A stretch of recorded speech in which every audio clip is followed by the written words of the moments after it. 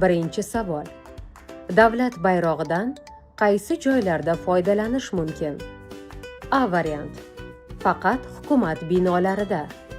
B variant. Jamoat joylarida, binolarda, yashash yoki ish joylarida, transport vositalarida. C variant. Faqat maktab va universitetlarda. Ikkinchi savol. Davlat bayrog'i tasviri tushirilgan belgidan tijorat, ya'ni pul ishlash maqsadida foydalanish mumkinmi? A variant. Ha, agar mahsulot chiroyli chiqsa. B variant. Yo'q, lekin hurmat bilan kiyimni bezatish yoki tegishlilikni ko'rsatish mumkin. C variant. Ha, chet elda sotish uchun mumkin. Uchinchi savol. Quyidagi holatlarning qaysi birida davlat bayrog'idan foydalanish mumkin emas? A variant. Bayramlarda yoki xalqaro tadbirlarda.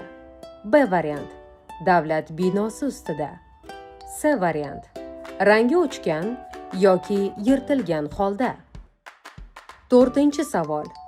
Davlat bayrog'ini quyidagi qaysi buyumlarda ishlatish mumkin emas? A variant. Sochiq, poyabzal, dastro'mol yoki qutilarda. B variant. Davlat tantanalarida. C variant. Xalqaro sport musobaqalarida. Beshinchi savol.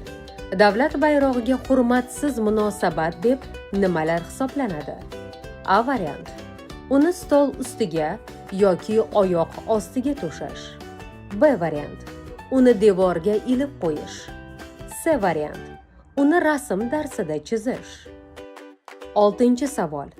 Davlat bayrog'ining tasviri tushirilgan belgilardan kimlar foydalanishi mumkin? A variant. Faqat davlat xodimlari. B variant.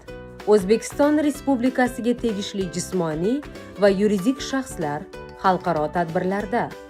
C variant. Faqat sportchilar. Yettinchi savol. Quyidagi qaysi holatda davlat bayrog'iga nisbatan hurmat saqlanadi? A variant. Uni ustki yopinch sifatida ishlatish. B variant. Uni iflos yoki teshilgan holda ilish. C variant. Uni toza, silliq holatda davlat binosi ustiga o'rnatish.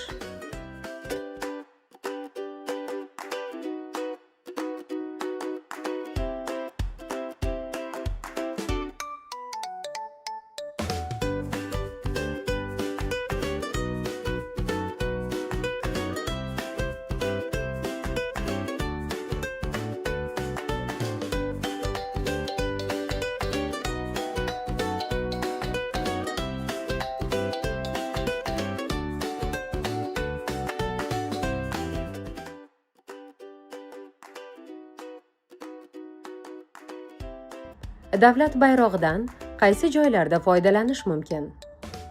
To'g'ri javob B variant. Jamoat joylarida, binolarda, yashash yoki ish joylarida, transport vositalarida. Davlat bayrog'i tasviri tushirilgan belgidan tijorat, ya'ni pul ishlash maqsadida foydalanish mumkinmi? To'g'ri javob B variant. Yo'q, lekin hurmat bilan kiyimni bezatish yoki tegishlilikni ko'rsatish mumkin. Quyidagi holatlarning qaysi birida davlat bayrog'idan foydalanish mumkin emas? To'g'ri javob C variant. Rangi o'chgan yoki yirtilgan holda.